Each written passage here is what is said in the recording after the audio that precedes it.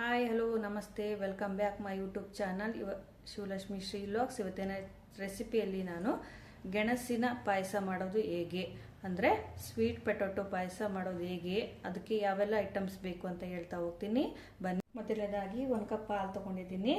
ಸಿಹಿ ಗೆಣಸು ಪಾಯಸ ಮಾಡೋದಕ್ಕೆ ಮೊದಲನೇದಾಗಿ ಬೇಕಾಗಿರೋದು ನಮಗೆ ಸ್ವೀಟ್ ಪೊಟ್ಯಾಟೊ ಬೇಕು. ಒಂದನ್ನು ತೊಗೊಂಡಿದ್ದೀನಿ, ಒಂದು ಸ್ವೀಟ್ ಪೊಟ್ಯಾಟೊ ತೊಗೊಂಡಿದ್ದೀನಿ. ಹಾಗೆ 1 ಕಪ್ ಆಗೋಷ್ಟು ಹಾಲು ತೊಗೊಂಡಿದ್ದೀನಿ. ಹಾಗೆ 1 ಕಪ್ಪು ಶುಗರ್ ತೊಗೊಂಡಿದ್ದೀನಿ, ಸಕ್ಕರೆ ತೊಗೊಂಡಿದ್ದೀನಿ. ಹಾಗೆ ಸ್ವಲ್ಪ ಗೋಡಂಬಿ, ಸ್ವಲ್ಪ ದ್ರಾಕ್ಷಿ, ಹಾಗೆ ಸ್ವಲ್ಪ ಏಲಕ್ಕಿ ತೊಗೊಂಡಿದ್ದೀನಿ. ಬನ್ನಿ ಈಗ ನೆಕ್ಸ್ಟ್ ಯಾವ ರೀತಿಯಾಗಿ ಮಾಡೋದು ಅಂತ ಹೇಳ್ತಾ ಹೋಗ್ತೀನಿ. ಮೊದಲನೇದಾಗಿ ಸ್ವೀಟ್ ಪೊಟ್ಯಾಟೊನ ಸಿಪ್ಪೆ ಎಲ್ಲ ಮೇಲೆದೆಲ್ಲ ಸಿಪ್ಪೆ ತೊಗೊಂಡು ತುರಿಬೇಕು ಚೆನ್ನಾಗಿ. ಪ್ಯಾನ್ ಇಟ್ಕೊಂಡಿದ್ದೀನಿ, ಗ್ಯಾಸ್ ಆನ್ ಮಾಡ್ಕೊತೀನಿ. ಈಗ ಇದಕ್ಕೆ 2 ಸ್ಪೂನ್ ಆಗೋಷ್ಟು ನೋಡಿ, ಈಗ ಪ್ಯಾನಿಗೆ 2 ಸ್ಪೂನ್ ಆಗೋಷ್ಟು ತುಪ್ಪ ಹಾಕ್ಕೊತಾ ಇದ್ದೀನಿ.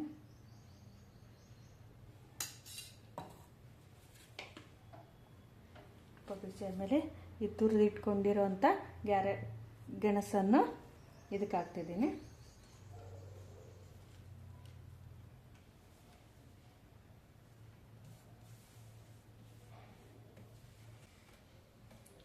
ತುಪ್ಪದಾಗೆ ಚೆನ್ನಾಗಿ ಫ್ರೈ ಮಾಡ್ಕೋಬೇಕು.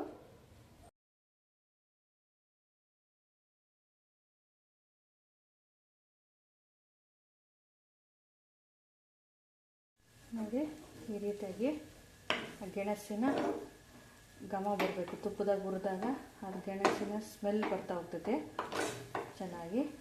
ನೋಡಿ ಈ ರೀತಿ ಫ್ರೈ ಮಾಡ್ಕೋಬೇಕು, ಇದನ್ನು ತುಪ್ಪದಾಗೆ ಫ್ರೈ ಮಾಡ್ಕೋಬೇಕು. ನೋಡಿ ಇವಾಗ ಇದು ರೆಡಿಯಾಗಿದೆ.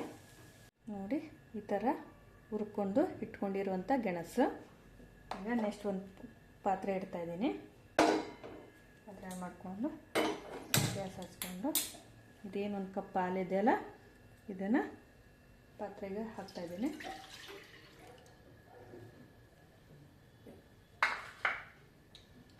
ಹಾಲು ಚೆನ್ನಾಗಿ ಕುದೀಲಿ.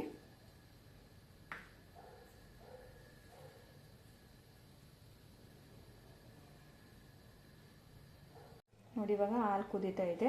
ಇದಕ್ಕೆ ಏಲಕ್ಕಿ ಏನು ಬಿಚ್ಕೊಂಡಿದ್ನಲ್ಲ ಏಲಕ್ಕಿ ಸಿಪ್ಪೆ ಹಾಕ್ತಿದ್ದೀನಿ. ಹಾಗೆ ಈಗೇನು ಹುರಿದು ಇಟ್ಕೊಂಡಿದ್ವಲ್ಲ ಗೆಣಸು, ಇದನ್ನು ಸಹ ಹಾಲಿಗೆ ಮಿಕ್ಸ್ ಮಾಡ್ತೀನಿ.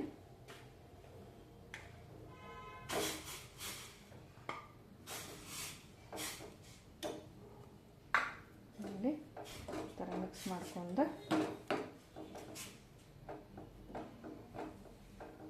ಇದಕ್ಕೆ ಏನು 1 ಕಪ್ ಶುಗರ್ ತೊಗೊಂಡಿದ್ವಲ್ಲ ಇದನ್ನು ಆ್ಯಡ್ ಮಾಡ್ತೇನೆ.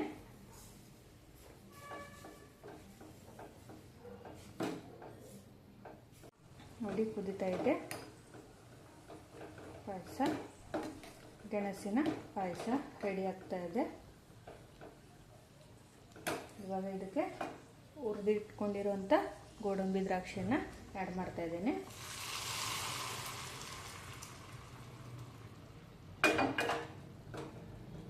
ಮಾಡಿಕೊಂಡು ಚೆನ್ನಾಗಿ ಮಿಕ್ಸ್ ಮಾಡ್ಕೋಬೇಕು.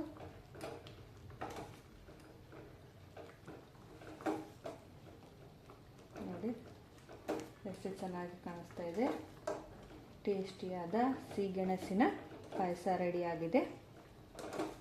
ನೀವು ಸಹ ಮನೇಲಿ ಮಾಡಿಕೊಂಡು ತಿನ್ನಿ. ಬೇಗನೆ ಆಗುವಂಥ ಸಿಹಿಯಾದ ಗೆಣಸಿನ ಪಾಯಸ ರೆಡಿ. ಈಗ ಸ್ವಲ್ಪ ಏಲಕ್ಕಿ ಪುಡಿ ಹಾಕ್ತಾ ಇದ್ದೇನೆ.